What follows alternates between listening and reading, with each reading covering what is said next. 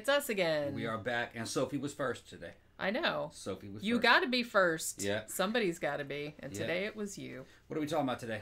We are talking about a movie called Cadaver. Cadaver. We just watched it last night. Well, I watched it. You were kind of like yeah, that. I don't think I saw it. You did, but I don't think you were looking at it. Okay. Yeah. Yeah. Maybe you start talking about. Yeah. I know what you're yeah. talking about. The post-apocalyptic one. Yeah. Yeah. It's kind of like where they were running the theater. road meets Eyes Wide Shut. Yeah. Sort of. Yeah. I know what you're talking about. Yeah. I watched it. Yeah. I watched it off and on. I got a feel for it. I liked it.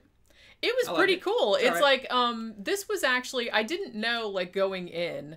I figured because it was like on some of the press materials was spelled with a K, so I said, well, it's got to be like, I said, it's not German, because I could hear them talking. I'm like, that doesn't sound like German. I said, but it sounds like that. My guess was Finnish. I was very close. It's actually Norwegian. It's a Norwegian horror movie. All right. And I guess this just came to Netflix on October 22nd, so very, very recent. And this was actually the guy, I can't pronounce his name, but this was either his first or second like feature film. And it's basically about, there's a city, it's almost like a fairy tale or a fable kind of. This is a very fable type of movie. So it's set in this city where there has been some kind of nuclear disaster. They don't tell you whether it was on purpose or on accident, like, because all they kind of give you that is like some old newspapers and stuff, and some of them even say that. Like, some of them say, was this an act of war, or was it just an accident? So nobody knows, but it doesn't really matter because everybody is like, the whole place is fucked. It's like everything's a ruin. Everyone is starving. You don't really know how long ago it happened, but everybody's like all up in the Cormac McCarthy shit. It's like everyone's starving to death. Everyone's terrible. There's dead people in the street. It's awful. So we're focusing on this one family. And they're basically, it's a husband and wife and their daughter, Alice. And they establish kind of a thing at the beginning where the wife is kind of like, I mean, everything is shitty, obviously, but she's kind of like, well, you have to just keep believing that things are going to get better, because otherwise, like, what point is there or anything? And the dad is just like, man, fuck that, like, Pollyanna shit or whatever. So there's like some fucking tension going on there. So then kind of a cart shows up, like one of those, looks like the fucking child catcher from Chitty Chitty Bang Bang. If you guys remember that, which traumatized a whole generation of children. It was actually pretty scary for a kid's movie, I gotta say.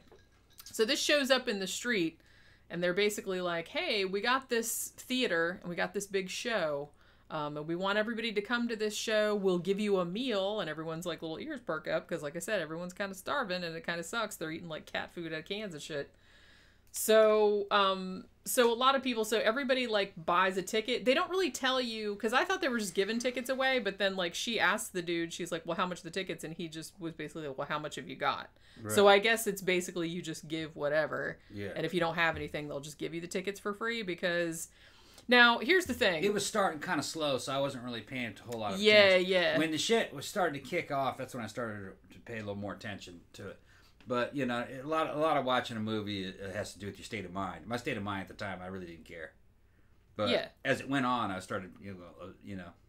Yeah, it's kind of like, I mean, it's a horror movie, but it's kind of like a thriller mystery. Like I said, it almost has like a fairy tale feel to it. It looks really good. This is a beautiful really good movie. Real good color palette. And it almost looks like something happening in the 20s or something. Or 30s at certain points, and then, you know what I'm talking about? I think it's the decor of where the theater is and everything. Because basically this theater is all that's like, because like I said, all around it is just like trashed. It's just like everything got nuked.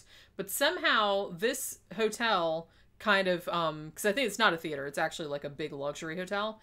And it kind of survived, like, in the middle of all this bullshit. Yeah. And everything is still, like, intact in there. So it's got, like, chandeliers and electricity and everything. I could tell that the movie was kind of influenced by Fallout, the video game Fallout, like Fallout 4 or Fallout 3. It had a Fallout feel to it, but it'd be kind of like a side mission in Fallout that was kind of horror. And some of the missions are kind of horror-ish in Fallout. Kind of reminded me of that, but it had a real good, you know, it just looked good. And then it was freaky, man. Kind of torture porny. Yeah, because I was sitting there saying, it's like, man, even if the story wasn't any good, it's like I could just sit and like look at this movie all day long, because I loved like all the long hallways, all the red light and all. So it was just a gorgeous looking movie. And there's no Hollywood cinematography, beautiful. No Hollywood bullshit in it. It's a foreign film. They get right to the point. You know what I mean? Like, yeah, I mean, no product placement, no corporate angle to it, no political angle. It's just this fucking horror movie. Well, yeah, I mean, more or less. It's like I said, it's kind of like a fable in the sense that, you know, here's this. You could read it as kind of like this hotel is like the only. It's almost kind of like the magical castle that's like in the middle of like all this land of like peasants, of like all these people that are starving.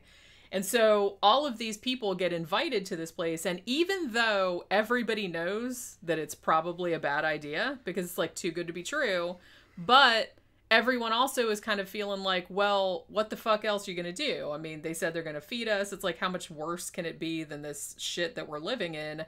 So even though everyone's like suspicious, it seems like everybody goes. Yeah. So they get there. The place is fucking beautiful. They have like waiters like with trays with the fucking, you know, thing on it. It's like, so they have like this whole thing put together. And there's this very sinister dude named Matthias who's running the whole shit. And he basically comes out, and they give them food, and it's... One thing about this movie is you're gonna know where it's going, because you know that no good can come of this. Like, as soon as the guy comes in the fucking cart and is like, hey, come to the theater, everybody's like, oh shit, it's not gonna be good, however it's gonna turn. And you pretty much know where it's gonna go, but I think that it makes up for it's kind of like being a little bit predictable just in the visuals and, you know, stylistically. And the acting is also really, really good. So basically this little family, they go, you know, Matthias is standing up there on the stage saying, you know, eat all you want, whatever. And then he's like, this is an immersive theater experience. He's like, so basically he gives everybody at the tables, like all the customers or the guests or whatever, he gives them all masks, like, and they're all the same. They're all like all these old gold masks. There's like, everybody must wear these because those are the only things that are distinguishing you from the actors that are in the play. So basically what you have to do is you have to, you know, they give them the food, then they put on the masks, and you basically get to wander around the hotel, and there are supposedly like scenes going on like in different rooms of the hotels, and you can go and watch whichever ones you want. So that's what ends up happening. However, as the time goes on, the one main family at the center of it, the mom starts to notice that people are going missing, and she's not entirely sure because Matthias says something at the beginning about how everything you see is an illusion or is part of the show, like everything. So for a long time, she's just kind of like, okay, well, people are going missing and like there's weird shit going on, but you don't know how much of it is like part of the performance and how much of it is like, oh shit, we're all in trouble here. You know what I'm saying? But like I said, since it's a horror movie, you pretty much know that everyone's in trouble there. And you can like pretty much call where it's going. I mean, I think as soon as they got to the theater and like all the waiters came out with the thing, and I kind of called, I was like, oh, I know where this is going. And it does kind of go that way, but it's got some other weird shit going on in there too. And like I said, it's like a really, I mean, just the look of it is just, I couldn't get over how fucking gorgeous this movie was. It's just a beautiful, beautiful looking movie. Yeah, it's real kind of shadowy. Yeah, it's very, very dark, atmospheric. Yeah. It's like so, and all the saturated colors, and like I just love that kind of sumptuous like inside of the thing. But yeah, this is you know, it's not like a big Hollywood production. It's not like, so it is kind of like subdued, but it does have like some, you know, violence and gore and shit like that, like near the end.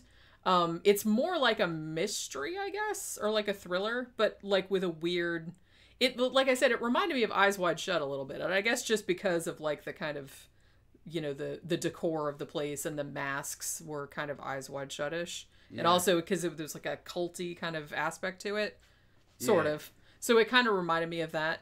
But overall, like, I really enjoyed it, and I would, you know, like to see what else this guy does, because like I said, I think this is only his first or second movie. I was thinking about some other, like, Norwegian horror that I've seen, and I'm pretty sure Troll Hunter was Norwegian, wasn't it? I don't know. That was a good... And that was one of the few like found footage movies that I was totally on board with that. That shit was hilarious. I think it was more on mockumentary than found footage. Yeah. But I loved it's funny. the idea of someone making a documentary and then giant trolls are real. Yeah. And it's just like I loved the look of them like in the found footage because like that's exactly, if trolls were real, that's like exactly what they would look like, these big giant trolls. And it's just like, it's a great fucking movie, that one. This one, like I said, I didn't love it, but it's pretty good. I mean, it's a pretty good movie. Really, really nice looking, really, you know, it's a little predictable. You'll see where it's going like pretty much immediately, but that's okay though. You know what I mean? I didn't mind it. I liked it. Yeah, I was like pretty much intrigued to see what was going to happen. And I'm pretty jaded, you know what I mean? It takes a lot to impress me, you know, but I think if I was in a different state of mind, I would have liked it better. To me, they're kind of samey. All movies are kind of samey to me now. I see a lot of times I see where it's going to go. You know what I mean? Yeah, I mean, there's only so much. There's only so much you can do. I mean, the problem is, and plus we're old, and I don't even think it has to do with being old. I just think it has to do with, because even if you're younger and you've seen a lot of movies or you've read a lot of fiction, there's only so many things that you can do, you know, without just going completely out there, so it doesn't make any sense. That's why, you know, I kind of have a feeling that, you know, the medium of cinema is going to rapidly shrink. Now that all the COVID thing, the theaters... And really only the best of it's going to survive, if you ask me. It's an old medium. You know, the future, I think, is in like a VR video games, virtual reality that you're immersed in. And it's people do seem to enjoy that. It's like a movie, but you're controlling it. But you're in it, and you're like involved. Yeah, I think that's the future. I mean, some people are like, well, what are you talking about, man? Movies, they've been around forever. You know, movies will be forever. Man, you don't have people out there telling epic poems like they did back in the day. Poetry isn't much of a thing anymore. It'll be around. It's not going to be... It's not the future. Well, it's just another art form, like I said. But art forms disappear over time. They do. Or they just get smaller. I mean, look at pro sports, all right? Pro sports are rapidly fucking shrinking. There'll always be football, you know, and shit. But baseball's nearly gone, economically. It will exist. It just won't be a big money maker. The corporations that have been feeding off of that are dying, you know, or the businesses are dying. And the reason being is because that came from a time where there was no other mediums, you know? Yeah. It's being replaced by damn video game athletes. That's where all the money is. Yeah. It's ridiculous, but that's true. Shit evolves, you know? Well, yeah, and, that's how life goes. That's how life is. But, yeah. How many, I mean, we got fucking centuries worth of good movies already made that you can always go back and watch. I mean, it's not like back in the day when you didn't have your own Blu-ray player or your own VHS player. You know what I mean? You can save a movie and watch it when you want to watch it. So the old business model was kind of like, it wasn't on demand. They shoved it down your throat. You didn't have a choice. You couldn't go back and watch an old movie. But now that you can, the industry now competes with itself. It's just crazy to think that even in our lifetimes, if you missed something, like at the theater, or you missed it on TV, see it again. You were shit out of luck. Yeah. But the thing is you couldn't tape it. The whole concept of missing it was the incentive to go to the theater and see it. Yeah, now everybody's just like, fuck, I'll see it another day. I'll wait a month and watch it. Well, that starts to be the beginning of the end. Technology, you know, technology's going to eat it up. And now modern day Hollywood now has to compete against itself, classic Hollywood from back in the 80s and 90s. And a lot of those movies the writing was better back then. I mean, the thing about it is, like, I like to see new movies, but there's, like, still, like, a bunch of old movies that I want to see that I haven't seen yet. So I like to have kind of a balance, because I don't want to be, like, one of those cranky old fucks that's just kind of like, oh, that's all, back in my day, they made all the good stuff, because I never wanted to be like that. I listen to some of these channels that are just experts in all this shit, that have all kinds of industry outsiders inside the fucking Disney Corporation and inside the studios. They don't know what the fuck they're going to do. They all believe that this is the end of the blockbuster. That those big billion-dollar blockbusters, That maxed out. That will never happen again. Well, I mean, we've talked about that before. Yeah. It's just kind of like, it's very difficult to make something that's going to appeal to enough people to make that much money back. Yeah. You know what I mean? So then that means you have to make small productions. And if you make small productions, you have to make many of them, and they have to come out, and they have to be produced quickly. Oh, I saw a shadow go. I saw a shadow go in front of the light back there. I was like, what the fuck? And then to put them up inside the theater system, you lose a lot of your profitability because the theaters want their cuts. So then all of a sudden they start saying, well, why don't we just put it on a streaming service? But the streaming services are all competing against each other. Well, and they're starting to make their own original content as well. Right. So the entire business is being changed in a way that it will never recover from because it's technology-driven change. But as I said, in a way, that's good because it's good for us. And because you get more entertainment that's like geared toward your taste because they're making so much of it for niche markets, and only the best of it will survive. That it's like, I can go on Netflix or Shudder or Hulu or whatever, and I can find like tons of like movies and series and stuff like that have been made like just in the past couple years that really look cool, like that look like my kind of shit. I'll never live long enough to see all of it. It's good for us. It's not good for them. That's the way they look at it. It's not the cash cow that it was. Yeah, but shit happens. Yes, me fuck them. Shit happens. Only the best of it will survive. They can give me $1 billion. You're not gonna have a world where they're just gonna pump out shit and people are and they're gonna make money off of it. If they pump out shit, nobody will give a fuck. They'll never make any returns on it, and those people will be out of the business. So only the best people will survive. Like YouTube.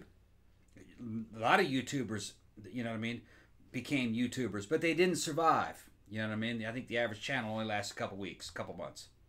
Yeah. The thing about it is that once you get to a point where you have, X amount of subscribers and you're actually like starting to be sort of successful, you have to put pretty much as much work into it as you would put it's into... a job. It's a job. Yeah, and I think a lot of people don't want to do that. I think a lot of people get into it because it's fun or it's like a side hobby, and then they're kind of like, oh, I'd like to make money off of it. But if you do that, you really have to put job-like work into it. Otherwise, you're not going to make anything off of it. And you have to start running it like a business because you have to fucking schedule all the material, and you got to start producing material. A lot of these guys, some of these dudes are making a huge amount of money, but they also have employees. Yeah, that's what I'm saying. I mean, we were talking about really big, like, a show I like, Blame Society, which is the whole channel. They do Welcome to the Basement, Beer and Board Games. They do Chad Vader. They do all that kind of stuff. It's like, they make a lot of money, like, on Patreon and stuff like that. But there are several of them, they're working full-time. Working together. And they do a whole bunch of different shows. Yeah. And they're, like, professionally put together. Last I heard, they were making $35,000 a month. Wasn't that about right? I don't even remember how much it was. It was a lot. But like I said, they do a lot of shows. But there's like 9 of them. Yeah. And then there's like a whole bunch. And then all the expenses. Right. And then there's taxes.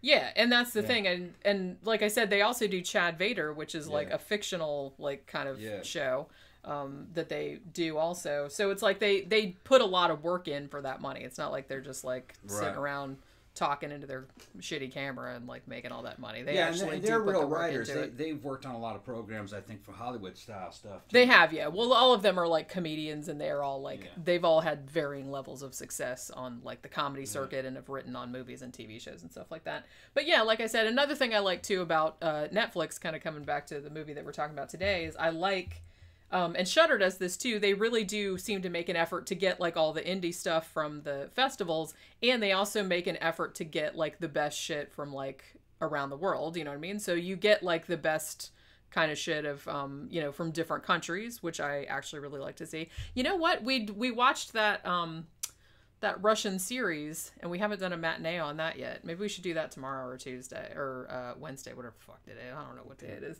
But yeah, because I remember somebody recommended that we should watch that Russian series, To the Lake, and we actually did watch that. And I actually liked it quite a bit, so we might do a matinee on that tomorrow. I thought it was a mixed bag. It was good and bad. Yeah, we can do a matinee on it tomorrow or Wednesday if you want. I had another movie like tonight that I wanted to watch that I think Netflix just added, or Shudder just added it, I'm pretty sure. Another horror movie, so I'm gonna check that one out tonight. So maybe Wednesday we'll talk about To the Lake. Yeah, because that was like pretty good, and like I said, I think somebody recommended it. All right, so everybody's in there talking about what franchises are going dead and fucking the nails in the coffins. Yeah, the blockbusters. last year's blockbusters have fucking failed, and they didn't make a return, and it's the end. The coof is fucking knocking shit out. Barbara Broccoli's trying to sell the fucking 007 off to the fucking streaming services, and she wanted a shit ton of money for it. Top Gun 2. What are they going to do with that? There's a lot of shit they're holding back that was made for a business model that no longer exists. Top Gun 2 might do well on streaming, though. I imagine it will. Yeah. I wouldn't mind seeing it. I wasn't a huge fan of the first Top Gun, but I'd watch it. I'd watch the second one. I know Zach, man. He's just been out of shape over fucking No Time to Die. He's got a man crush. I don't know his name, a man crush. Fucking Zach, straight up gay lust off of fucking 007. And understandable. He's trying to get up in that, and I understand that. But I'd love the Daniel Craig series Bond. I'm not really looking forward to this one. I just got a bad feeling about it. Based on the PR that was released, based on the fucking feedback from the fucking the early screen showings, had to go back and reshoot a bunch of stuff. I don't know. We'll see. Because it's what they're trying to do. They're trying to make you think that they're turning James Bond into a joke. You know? That he's like a relic from the past, and he's just an old man, and it's time for him to step aside, and it's just I just get that fucking bad feeling about that movie. And evidently the early screening audiences who were James Bond fans were like, no. And when that happens, then you know you're dealing with a turd, and I think it's going to be a turd. I mean, it's just like Terminator Dark Fate was a fucking turd. The people that fucking first saw it didn't like it. The Terminator fans didn't like it. They tried to fix it. It didn't fix. Same thing with that last Predator movie. Man, that could have been really good, but it just wasn't. And they had to reshoot that thing 2 or 3 times. And Hollywood does not have the talent that it used to have. Just sorry, it just doesn't. Speaking of James Bond, we didn't even mention on the show that Sean Connery died. Yeah, Sean Connery died, but he was 90. That's not really dying. That's moving on. That's making the jump to hyperspace. You know what I mean? Fucking, sure. It's time to go when you're that age. He's wearing his red Zardoz diaper in heaven. Yeah. Now. Yeah, he's being recycled to be reborn later on. In another place and in another after time. Carousel. He wasn't even in that movie. Right. So what the fuck am I even talking about? There's a certain age that you hit to where it's not really death. You know what I'm talking about? I don't see it that way. You just kind of like you translate it off into a higher realm. Kind of like Luke Skywalker in that shitty movie where he just turned into a blanket. Remember that? Sure. Yeah, he poof when he turned into a blanket. That's what I want to do when I die. I'll just turn into a blanket. I just pulled that shit out of his ass. It did look like he turned into a blanket, didn't he? I guess. I don't really remember. He was sitting on the rock looking at the sun, and he vanished. And I guess it was his clothes were left behind. Yeah, I mean that's what I thought. But it looked like to me like he it's just turned into a blanket. It was just kind of like the first. It was just kind of like the Star Wars, like where Darth Vader like did the thing through Obi-Wan. Yeah, and his cloak just felt like that. That's what I thought. He went out like a pussy. That's what I thought. But like, what was I gonna say too? I was like, oh well, you're looking forward to the Cressel movie though. Yeah. That looks like it's gonna be cool. Oh yeah. Actually. What are you talking about? you mean Christmas Chronicles 2? Yeah. Oh fuck yeah. That's gonna be great. I'm actually really excited for that. I saw movie. the trailer. Yeah, Goldie was looking good. It looks really good. Mrs. Claus is going to be more in it. Fucking Goldie was looking good. Yeah, she's going to be in it the whole time, I think. Yeah, she looked like she got her face done. That's what I heard. Looks like she got her face done. She looks young. I love that. I was reading an article today or yesterday or something on AV Club, and they were talking about like all the stuff that was coming out like in the next couple of months, and they mentioned Christmas Chronicles, and I love that they called Kurt Russell in this. They called it his sylph suit. Yeah. You know, like MILF, but Santa. That like made me laugh. But yeah, like the way they described it actually sounds really cool. Mango said, I think the Bond movie was doomed when Danny Boyle walked away from it. Yeah, probably. I just have a bad feeling about it. And look, man, Spectre, that was a good place to end that. That's for me, that's the end. And I'm gonna see it, but after I hear about it. You know what I mean? If people are saying it's total shit, I'm not gonna soil my mind with bad Bond. I'm just gonna pretend like it didn't exist. Like, I'm gonna just like it's bad fan fiction or something. Well, that's your prerogative. That's my prerogative. That's my prerogative. Oh my god, that's another shirt I have to make. I'm gonna put that's your prerogative, but it's gonna have like turkey necks on it. That'll look stupid. No one will understand that shirt that doesn't know the show. That's okay. That's your prerogative. Gotta get some like real fucked up picture of my dad somehow. With no teeth and shit. Oh my god. All right. On that note. That's your prerogative. Soon it'll be Thanksgiving and we'll have all the turkey necks we can handle. Yeah. All right. So that'll wrap it up for our sort of review of we reviewed the movie, then we just like talked about some other shit. So we'll be back again tomorrow as usual talking about another new movie. And thanks everybody for stopping by, and we'll see you guys again tomorrow. Bye.